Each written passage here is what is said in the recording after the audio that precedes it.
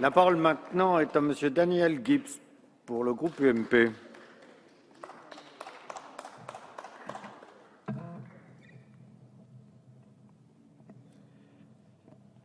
Monsieur le Président, Madame la Ministre, Messieurs les rapporteurs, mes chers collègues, dans un contexte particulièrement difficile et contraint de retour à l'équilibre des finances publiques du pays, notre Assemblée est appelée à se prononcer cet après-midi sur les crédits relatifs aux Outre-mer.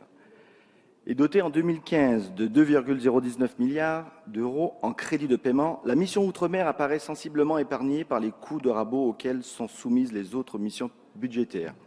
Les autorisations d'engagement sont, quant à elles, en légère baisse de 2,3%, mais si les perspectives de progression de 4,7% sur le triennal 2014-2017 sont respectées, voilà qui ne me semble pas de nature préjudiciable à nos territoires ultramarins. J'ai eu l'occasion de le dire lors de l'examen des crédits de la mission Outre-mer en commission élargie la semaine passée. C'est avec un certain soulagement que le groupe UMP accueille le budget consacré en 2015 à nos territoires Outre-mer, en ce sens qu'il démontre que le gouvernement demeure conscient des urgences auxquelles restent confrontés nos 12 territoires ultramarins. Des territoires, est-il besoin de le rappeler, Madame la Ministre, aux économies d'une grande fragilité enlisée dans les retards structurels et victimes d'un taux de chômage, particulièrement chez les jeunes, 2 fois plus élevé que dans l'Hexagone, pour un PIB par habitant 2 fois moindre. Des territoires qui méritent donc un budget en adéquation avec leur réalité et des mesures singulières prenant en considération leur particularisme et leur handicap. Votre budget, Madame la Ministre, présente plusieurs motifs de réelle satisfaction.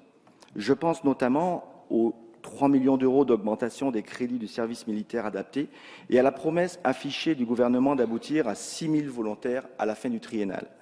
Je pense aussi à la majoration à 50% du crédit d'impôt recherche à l'heure où nos économies ultramarines ont plus que besoin d'innovation et sont à la recherche de nouvelles filières économiques à développer.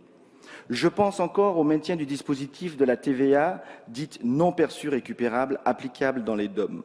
Je pense également au maintien du dispositif d'exonération des charges pour nos entreprises outre-mer, renforcé par votre engagement sur un crédit d'impôt compétitivité emploi renforcé, dont je ne peux que me féliciter, ayant été à l'origine avec M. Fruteau de cette proposition de CICE majorée au nom de la délégation outre-mer de l'Assemblée nationale. Mais votre budget, Madame la Ministre, est également la source de quelques déceptions et d'inquiétudes. Je pense tout particulièrement à la baisse des crédits de votre ministère à l'Agence de l'Outre-mer pour la mobilité, qui chute de 17% à périmètre constant, ou encore à la diminution drastique du Fonds exceptionnel d'investissement. Permettez-moi également de revenir sur l'article 57 du projet de loi de finances rattaché à la mission Outre-mer, qui supprime l'aide à la rénovation des hôtels situés dans les départements d'Outre-mer, ainsi qu'à Saint-Martin et à Saint-Pierre-et-Miquelon.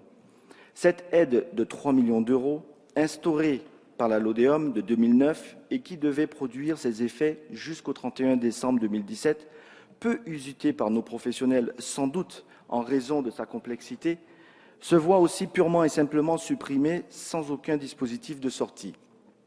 J'ai entendu les arguments du ministère sur l'inefficacité de cette aide et j'ai entendu vos arguments, Madame la Ministre, sur la compensation par un CICE renforcé, voire super renforcé pour les DOM de cette aide.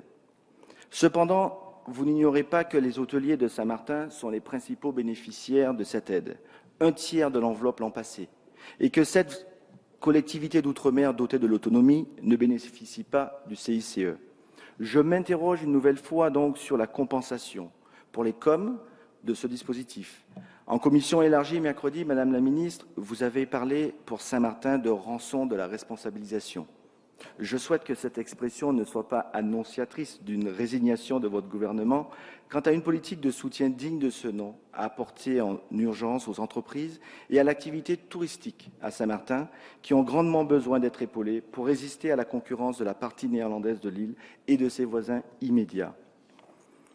C'est en raison de ces zones d'ombre et de ces imprécisions, notamment pour la juste prise en considération de la situation économique des collectivités d'outre-mer, que malgré un budget préservé, le groupe UMP s'abstiendra ce jour. Mais je tiens à préciser que ce n'est pas une abstention constructive, comme j'ai l'habitude de le dire, mais une abstention positive, chers collègues. Je vous remercie. Merci, Monsieur Gibbs.